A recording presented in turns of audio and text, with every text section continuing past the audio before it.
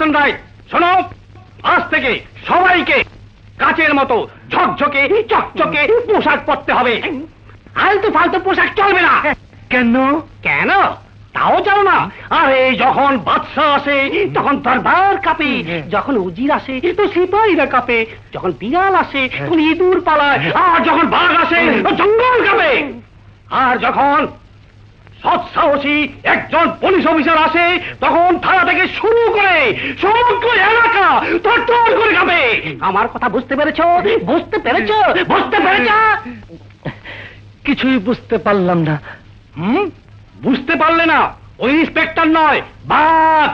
বাঘ মানে মানুষ খেকো বাঘ?